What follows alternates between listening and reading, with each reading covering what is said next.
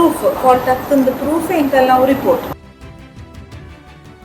ಮಂಗಳೂರು ಸುರತ್ಕಲ್ ಸಮೀಪದ ಮುಕ್ಕ ಶ್ರೀನಿವಾಸ ಆಸ್ಪತ್ರೆಯಲ್ಲಿ 4 ತಿಂಗಳ ಮಗುವಿಗೆ ಥೈರಾಯ್ಡ್ ಇರೋದಾಗಿ ತಪ್ಪು ವರದಿ ನೀಡುವ ಜೊತೆಗೆ 3 ತಿಂಗಳಿಗಾಗುವಷ್ಟು ಔಷಧಿಗಳನ್ನು ಬರೆದುಕೊಟ್ಟು ಮಗುವಿನ ಜೀವನವನ್ನೇ ನಾಶ ಮಾಡಲು ಮುಂದಾಗಿದ್ದರು ಎಂದು ಮಗುವಿನ ತಂದೆ ಗಂಭೀರ ಆರೋಪ ಮಾಡಿದ್ದಾರೆ.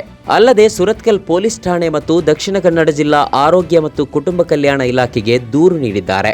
ಘಟನೆಗೆ ಸಂಬಂಧಿಸಿ ವಾರ್ತಾಭಾರತಿಯೊಂದಿಗೆ ಮಾತನಾಡಿದ ಮಗುವಿನ ತಂದೆ, ಸಂತ್ರಸ್ತ ಸುರತ್ಕಲ್ ಸಸಿಹಿತ್ಲು ನಿವಾಸಿ ರಾಮ್ ಸಾಲ್ಯಾನ್ ತಿಂಗಳ ಚುಚ್ಚುಮದ್ದು ಪಡೆದುಕೊಳ್ಳಲೆಂದು ನನ್ನ ಪತ್ನಿ 4 ತಿಂಗಳ ಮಗಳೊಂದಿಗೆ ಶ್ರೀನಿವಾಸ ಆಸ್ಪತ್ರೆಗೆ ತೆರಳಿದ್ದರು. ಈ ವೇಳೆ ಮಗುವನ್ನ ವೈದ್ಯಕೀಯ ಪರೀಕ್ಷೆಗೆ ಒಳಪಡಿಸಿದ ಅಲ್ಲಿನ ವೈದ್ಯರು ಮಗುವಿನ ಥೈರಾಯ್ಡ್ ಲಕ್ಷಣಗಳ ಪರಿಶೀಲನೆಗೆ ಆಸ್ಪತ್ರೆಯ ಲ್ಯಾಬ್ಗೆ ಚೀಟಿ ಬರೆದುಕೊಟ್ಟಿದ್ದರು. ಅದರಂತೆ ಅಲ್ಲಿ ರಕ್ತ ಪರೀಕ್ಷೆ ನಡೆಸಿದ ಸಿಬ್ಬಂದಿ ಮಗುವಿನಲ್ಲಿ 12.05 ಥೈರಾಯ್ಡ್ ಇರೋದಾಗಿ ವರದಿ ನೀಡಿದ್ದರು. ಅದನ್ನ ವೈದ್ಯರಿಗೆ ತೋರಿಸಿದಾಗ ಮಗುವಿನಲ್ಲಿ ಥೈರಾಯ್ಡ್ ಪ್ರಮಾಣ ಅಧಿಕವಾಗಿದ್ದು ತಕ್ಷಣ ಚಿಕಿತ್ಸೆ ನೀಡಬೇಕೆಂದು ಹೇಳಿ 3 ತಿಂಗಳ ಕಾಲ ನಿರಂತರ ಔಷಧಿ ನೀಡುವಂತೆ ಹೇಳಿ ಔಷಧಿ ಬರೆದುಕೊಟ್ಟಿದ್ದರು ಎಂದು ಹೇಳಿದ್ದಾರೆ. ಶ್ರೀನಿವಾಸ ಹಾಸ್ಪಿಟಲ್ಗೆ ನನ್ನ ಮಗಳನ್ನು ಕರ್ಕೊಂಡು ನಾನು ಚುಚ್ಚುಮದ್ದುವಿಗೆ ಅಂತ ನನ್ನ ಹೆಂಡತಿ ಹಾಸ್ಪಿಟಲ್ಗೆ ಹೋಗಿದ್ವಿ. ಈ ಟೈಮಲ್ಲಿ ಅಲ್ಲಿನ ಡಾಕ್ಟ್ರು ಕಿರಣ್ ಅಂತ ಅವರು ಮಗುವಿಗೆ ಕುತ್ತಿಗೆಯಲ್ಲಿ ಬಲ ಬರಲಿಲ್ಲ, ಬೆಳವಣಿಗೆ ಆಗಿಲ್ಲ ಅಂತ ಹೇಳಿಬಿಟ್ಟು ಅವರು ಥೈರಾಯ್ಡ್ ಟೆಸ್ಟನ್ನು ಮಾಡಿಸಿದ್ರು.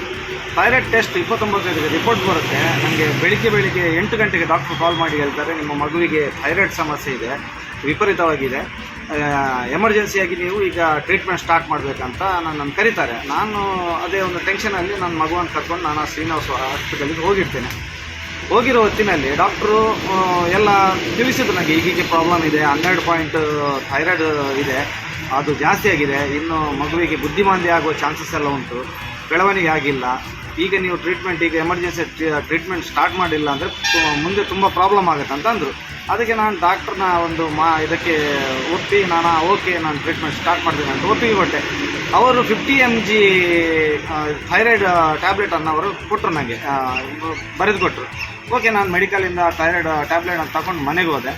ಮನೆಗೆ ಹೋದ ಮೇಲೆ ನಮಗೊಬ್ಬರು ಪರಿಚಯದವರು ಹೇಳಿದರು, ಶ್ರೀನಿವಾಸ ಹಾಸ್ಪಿಟಲ್ನ ಒಂದು ರಿಪೋರ್ಟು ಸರಿಯಾಗಿ ಬರೋದಿಲ್ಲ, ಅಲ್ಲಿ ಡೌಟ್ಸ್ ಇದೆ ತುಂಬ, ಅಲ್ಲಿ ರಿಪೋರ್ಟ್ಸ್ ಬಗ್ಗೆ ತುಂಬ ಕಂಪ್ಲೇಂಟ್ಸ್ ಇದೆ, ಹಾಗಾಗಿ ನೀವು ಇಲ್ಲಿ ಒಮ್ಮೆ ಟೆಸ್ಟ್ ಮಾಡಿಸಿ ಅಂತ ಹೇಳಿದರು. ಮಗುವಿನ ಬಗ್ಗೆ ಸ್ವಲ್ಪ ಕಾಳಜಿ ವಹಿಸಿ ರಿಪೋರ್ಟ್ ತಗೊಳ್ಳಿ ಅಂತ. ಹಾಗಾಗಿ ನಾನು ಇನ್ನೊಂದು ಡಾಕ್ಟರ್ ಹತ್ರ ಕನ್ಸಲ್ಟ್ ಮಾಡುವಾಗ ಅವರು ಕೂಡ ಹೇಳಿದರು, ಇಲ್ಲ ನೀವು ಎಜೆಗೆ ಬರೆದುಕೊಟ್ರು ನನಗೆ ರಿಪೋರ್ಟಿಗೆ. ಹಾಗಾಗಿ ನಾನು ಎಜೆ ಹಾಸ್ಪಿಟಲ್ಗೆ ಹೋಗಿ ರಿಪೋರ್ಟ್ ತೆಗೆದೆ, ಅಲ್ಲಿ ಕನ್ಸಲ್ಟ್ ಮಾಡಿ ರಿಪೋರ್ಟ್ ತೆಗೆಯುವಾಗ ನಾರ್ಮಲ್ 5.543 ರಿಪೋರ್ಟ್ ಬಂತು. ಆಗ ನಾನು ಒಂದು ವೇಳೆ ನನ್ನ ಮಗುವಿಗೆ ನಾನು ಟ್ಯಾಬ್ಲೆಟ್ ಸ್ಟಾರ್ಟ್ ಮಾಡಿದರೆ ಅದು 3 ವರ್ಷದ ತನಕ ನಾನು ಕಂಟಿನ್ಯೂ ಟ್ಯಾಬ್ಲೆಟ್ ಕೊಡ್ತಾ ಇರಬೇಕಿತ್ತು. ಒಂದು ವೇಳೆ ನಾನು ಇದರ ಬಗ್ಗೆ ರೀಟೆಸ್ಟ್ ಮಾಡಿಲ್ಲ ಅಂದರೆ ನನ್ನ ಮಗುವಿನ ಪರಿಸ್ಥಿತಿ ಏನಾಗ್ತಿತ್ತು ಅಂತ ಊಹಿಸ್ಕೊಂಡಾಗ ತುಂಬ ಸಂಕಟ ಆಯಿತು.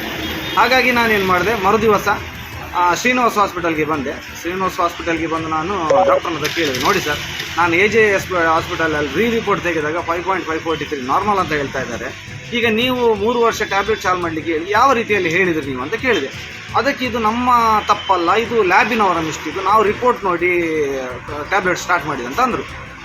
ಅದಕ್ಕೆ ನಾನು ಲ್ಯಾಬಿಗೆ ಹೋಗಿ ಕೇಳುವಾಗ ಲ್ಯಾಬಿನವರು ಹೇಳ್ತಾರೆ, ನಮ್ಮ ರಿಪೋರ್ಟ್ ಕರೆಕ್ಟ್ ಇದೆ, ನಮ್ಮದೇನು ಪ್ರಾಬ್ಲಮ್ ಇಲ್ಲ, ನಮ್ಮ ತಪ್ಪೇ ಇಲ್ಲ ಅಂತ ಅವರು, ನೀವು ಡಾಕ್ಟ್ರನ ಹತ್ರ ಹೋಗಿ ಕೇಳಿ ಅಂತ. ಅದಕ್ಕೆ ನಾನು ಅಂದೆ, ನೋಡಿ ನೀವು ಡಾಕ್ಟ್ರನ ಮೇಲೆ ಆಗ್ತಾ ಇದ್ದೀರಿ, ಡಾಕ್ಟ್ರು ನಿಮ್ಮ ಮೇಲೆ ಆಗ್ತಾ ಇದ್ದಾರೆ, ಇದೆಲ್ಲ ಆಗೋದಿಲ್ಲ, ನೀವು ಒಂದು ಕೆಲಸ ಮಾಡಿ, ಒಂದೇ ಹಾಸ್ಪಿಟಲ್ ಅಲ್ಲ ನಿಮ್ಮದು ಶ್ರೀನಿವಾಸ ಹಾಸ್ಪಿಟಲು, ನಾನೇನು ಬೇರೆಯಲ್ಲಿ ಟೆಸ್ಟ್ ಮಾಡಿದ್ದಲ್ಲ, ನೀವು ಒಂದು ಕೆಲಸ ಮಾಡಿ, ನಿಮ್ಮ ಇನ್ಚಾರ್ಜ್ ಅನ್ಕರಿ, ನಾನು ಅವ್ರ ಹತ್ರ ಮಾತಾಡ್ತೇನೆ, ಅವರು ಹೇಳಿ ಯಾರ್ದು ತಪ್ಪ ಅಂತ.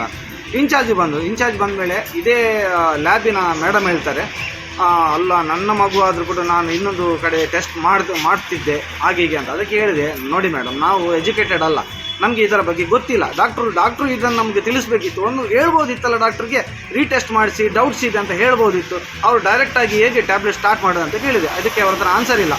ಆಮೇಲೆ ಹೇಳಿದೆ, ಆಯಿತು, ಒಂದು ವೇಳೆ ನಿಮ್ಮದು ರಿಪೋರ್ಟ್ ಕರೆಕ್ಟ್ ಇದೆ ಅಂದರೆ ನಾನೊಂದು 3 ಹಾಸ್ಪಿಟಲಲ್ಲಿ ಇನ್ನೂ ರಿಪೋರ್ಟ್ ತೆಗಿತೇನೆ, ಇನ್ನೊಮ್ಮೆ ರಿಪೋರ್ಟ್ ತೆಗಿತೇನೆ. ಒಂದು ವೇಳೆ ಅಲ್ಲಿ ನಾರ್ಮಲ್ ಬಂದರೆ ಸರ್ ನಿಮ್ಮದು ತಪ್ಪು ಇದೆ ಅಂತ ನೀವು ಒಪ್ಪಿಕೊಳ್ಳಿಕ್ಕೆ ರೆಡಿ ಇದ್ದೀರಾ ಅಂತ ಕೇಳಿದೆ. ಅದಕ್ಕೆ ಹೇಳ್ತಾರೆ, ಇಲ್ಲ ನಾವೇ ರಿಪೋರ್ಟ್ ತೆಗಿತೇವೆ ಅಂತ ಅಂದರು, ನಾವೇ ರಿಪೋರ್ಟ್ ತೆಗಿತೇವೆ ಅಂತ. ಓಕೆ ಅಂದೆ. ಇವರೇ ಆಂಬ್ಯುಲೆನ್ಸ್ ತಗೊಂಡು ನನ್ನ ಮನೆಗೆ ಬಂದರು, ನನ್ನ ಮಗುವಿನ ಬ್ಲಡ್ ಸ್ಯಾಂಪಲನ್ನು ತಗೊಂಡು ಹೋದರು. ಮಧ್ಯಾಹ್ನ 3:00 ನನಗೆ ರಿಪೋರ್ಟ್ ಕೊಡ್ತಾರೆ, 5.28 ನಾರ್ಮಲ್ ಅಂತ ಹೇಳ್ತಾರೆ. ಅದಕ್ಕೆ ನಾನು ಕೇಳಿದೆ, 4 ದಿವಸದ ಮುಂಚೆ ನೀವೇ ತೆಗೆದ ರಿಪೋರ್ಟಲ್ಲಿ 12 ಅಂತ ಹೇಳ್ಕೊಂಡು ನೀವು ಥೈರಾಯ್ಡ್ ಜಾಸ್ತಿ ಇದೆ, ಎಮರ್ಜೆನ್ಸಿ ಟ್ರೀಟ್ಮೆಂಟ್ ಮಾಡಬೇಕಂತ ಹೇಳಿದಿರಲ್ಲ, ಈಗ ಹೇಗೆ ಹೇಳ್ತೀರಿ? ಅದು ಹೇಗೆ ನಾನು ಟ್ಯಾಬ್ಲೆಟ್ ಕೊಡದೆ ಆಟೋಮೆಟಿಕ್ ಆಗಿ ಹೇಗೆ ಅದು ನಾರ್ಮಲ್ಗೆ ಬಂತು ಅಂತ ಕ್ವೆಶ್ಚನ್ ಮಾಡುವಾಗ ಇದಕ್ಕೆ ಅವರ ಹತ್ರ ಆನ್ಸರ್ ಇಲ್ಲ. ಸೊ ನಾನು ಅವರು ಕೊಟ್ಟ ರಿಪೋರ್ಟನ್ನು ತಗೊಂಡು ಸೀದಾ ಸುರತ್ಕಲ್ ನಮ್ಮ ಠಾಣಾಧಿಕಾರಿಗೆ ಹೋಗಿ ಕಂಪ್ಲೇಂಟನ್ನು ದರ್ಜ್ ಮಾಡ್ತೇನೆ. ಅಲ್ಲಿಂದ ಠಾಣಾಧಿಕಾರಿ ಹೇಳ್ತಾರೆ, ನೋಡಿ ಇದು ನಮ್ಮ ವ್ಯಾಪ್ತಿಗೆ ಬರೋದಿಲ್ಲ, ಯಾಕಂದರೆ ಇದು ನಮಗೆ ಇದರ ಬಗ್ಗೆ ಗೊತ್ತಿಲ್ಲ, ಮಾಹಿತಿ ಇಲ್ಲ, ಇದನ್ನು ನಾವು DHಗೆ ಫಾರ್ವರ್ಡ್ ಮಾಡ್ತೇವೆ ಅಂತಂದರು. ನೀವು ನಾಳೆ ಹೋಗಿ ಇನ್ನು DHಗೆ ನಿಮ್ಮ ಮುಖಾಂತರ ಇನ್ನೊಂದು ಕಂಪ್ಲೇಂಟನ್ನು ಕೊಡಿ ಅಂತ. ಓಕೆ ಆಯಿತು. ನಾವು ಮರುದಿವಸ ಹೋಗಿ DHಗೆ ಹೋಗಿ ಕಂಪ್ಲೇಂಟನ್ನು ಕೊಟ್ಟೆ. DH ಹತ್ರ ಕೇಳಿದೆ ನಾನು, ಸರ್ ಯಾವಾಗ ನೀವು ಆ್ಯಕ್ಷನ್ ತಗೊಳ್ತೀರಾ ಅಂತ. 15 ಡೇಸ್ ಆಗುತ್ತೆ ಸರ್ ಅಂತ ಅಂದರು. ಓಕೆ ಸರ್, ನೀವು 15 ಡೇಸಲ್ಲಿ ಆದಷ್ಟು ಬೇಗ ಇದರ ಬಗ್ಗೆ ಒಂದು ನೀವು ಕ್ರಮ ಕೈಗೊಳ್ಳಬೇಕು. ಸಂತ್ರಸ್ತ ಮಗುವಿನ ತಂದೆ ನೇರವಾಗಿ ನಮ್ಮ ಜಿಲ್ಲಾ ಆರೋಗ್ಯ ಮತ್ತು ಕುಟುಂಬ ಕಲ್ಯಾಣ ಇಲಾಖೆಗೆ ದೂರು ನೀಡಿದ್ದಾರೆ. ಈ ಕುರಿತು ತನಿಖೆಗಾಗಿ ಈಗಾಗಲೇ ತನಿಖಾ ತಂಡವೊಂದನ್ನು ರಚಿಸಲಾಗಿದೆ. ಈ ಬಗ್ಗೆ ಸುದೀರ್ಘ ತನಿಖೆ ನಡೆಯಬೇಕಿದೆ. ತಂಡದಲ್ಲಿ ಒಬ್ಬರು ಆರೋಗ್ಯಾಧಿಕಾರಿ, ಮಕ್ಕಳ ತಜ್ಞರು, ಬಯೋಕೆಮಿಸ್ಟ್ರಿ ಇದ್ದಾರೆ. ತನಿಖೆಗೆ ಕಾಲಾವಕಾಶ ಬೇಕಿದ್ದು ಆದಷ್ಟು ಶೀಘ್ರದಲ್ಲಿ ತನಿಖೆ ನಡೆಸಿ ವರದಿಯನ್ನು ನೀಡಲಾಗುವುದು ಎಂದು ದಕ್ಷಿಣ ಕನ್ನಡ ಜಿಲ್ಲಾ ಆರೋಗ್ಯ ಮತ್ತು ಕುಟುಂಬ ಕಲ್ಯಾಣ ಇಲಾಖೆಯ ಅಧಿಕಾರಿ ತಿಮ್ಮಯ್ಯ ವಾರ್ತಾಭಾರತಿಗೆ ಸ್ಪಷ್ಟನೆ ನೀಡಿದ್ದಾರೆ. ತನ್ನ ಮಗುವಿನ ಥೈರಾಯ್ಡ್ ಪರೀಕ್ಷೆ ನಡೆಸಿ ತಪ್ಪು ವರದಿ ನೀಡಿ ವಂಚಿಸಲು ಮುಂದಾಗಿದ್ದು ಸೂಕ್ತ ಕಾನೂನು ಕ್ರಮ ಕೈಗೊಳ್ಳುವಂತೆ ಸಂತ್ರಸ್ತ ಮಗುವಿನ ತಂದೆ ದೂರು ನೀಡಿದ್ದಾರೆ. ದೂರು ದಾಖಲಿಸಿಕೊಳ್ಳಲಾಗಿದೆ. ದೂರು ಬಂದ ದಿನವೇ ಅದನ್ನು ಜಿಲ್ಲಾ ಮತ್ತು ಆರೋಗ್ಯ ಕುಟುಂಬ ಕಲ್ಯಾಣ ಇಲಾಖೆಗೆ ರವಾನಿಸಿ ಸೂಕ್ತ ತನಿಖೆ ನಡೆಸುವಂತೆ ಹೇಳಲಾಗಿದೆ. ಅವರಿಂದ ವರದಿ ಬಂದ ಬಳಿಕ ಕಾನೂನು ಕ್ರಮಗಳನ್ನು ಕೈಗೊಳ್ಳಲಾಗುವುದು ಎಂದು ಸುರತ್ಕಲ್ ಪೊಲೀಸ್ ಠಾಣೆ ಪೊಲೀಸ್ ನಿರೀಕ್ಷಕ ಮಹೇಶ್ ಪ್ರಸಾದ್ ತಿಳಿಸಿದ್ದಾರೆ. ಈ ಘಟನೆ ಕುರಿತು ಮುಕ್ಕ ಶ್ರೀನಿವಾಸ ಆಸ್ಪತ್ರೆಯ ಸ್ಪಷ್ಟನೆ ಕೇಳುವ ಸಲುವಾಗಿ ಆಸ್ಪತ್ರೆಯ ಮೆಡಿಕಲ್ ಸೂಪರಿಂಟೆಂಡೆಂಟ್ ಡಾಕ್ಟರ್ ಡೇವಿಡ್ ರೊಸಾರಿಯೋರನ್ನ ವಾರ್ತಾಭಾರತಿ ದೂರವಾಣಿ ಮೂಲಕ ಹಲವು ಬಾರಿ ಸಂಪರ್ಕಿಸಲು ಯತ್ನಿಸಿತು. ಆದರೆ ಅವರು ಕರೆಗಳನ್ನು ಸ್ವೀಕರಿಸಿಲ್ಲ.